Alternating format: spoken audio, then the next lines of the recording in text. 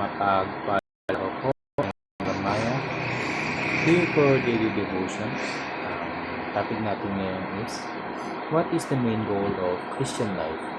Verse is from Genesis 1 verse 26 to 27.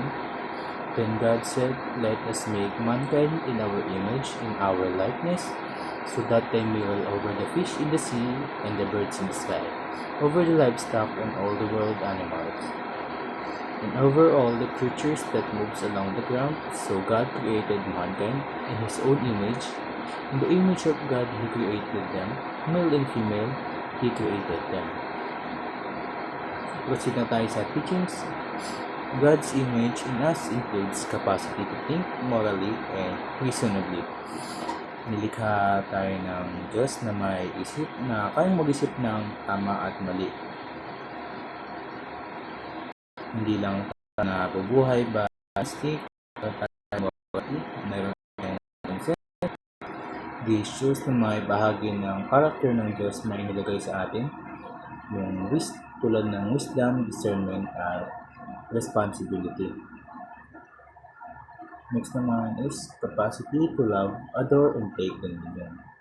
Dahil tayo ay nasa image ng Diyos, kaya natin umibig, sumamba at mamuno. Hindi dominations na pang-abuso, kundi stewardship na pag-aalaga at pamumuno ay sa puso ng Diyos.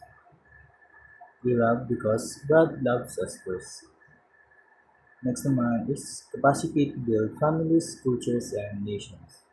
Hindi lang individuals ang nilikha ng Diyos, and community din. Tayo ay community builders. Tayo may families, cultures, and nations na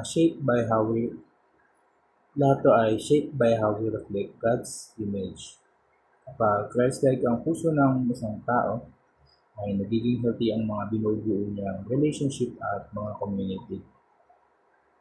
Proceed na tayo sa application. First is, mind God's own business. Have a Christ-like mind. Instead na makialam tayo sa hindi mahalaga, ituon natin yung isip natin sa kung ano ang iniisip at ginagawa ni Christ. Focus sa truth, grace, humility, and obedience. Next naman is, mold your image into the image of Christ. May image na tayo ng Diyos, pero araw-araw kailangan natin hubugin.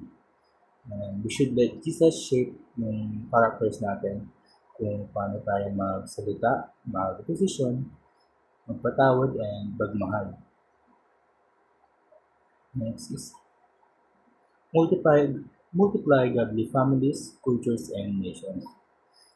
Ang faith ay hindi lang personal, pinapasa ito sa community natin or sa kahit anong minsan tayo connected na may relationship tayo. Sa bahay, sa school, or sa work, and sa community. Let your life point others back to God. Yun lamang po for daily devotion. Maraming salamat sa pakikinig.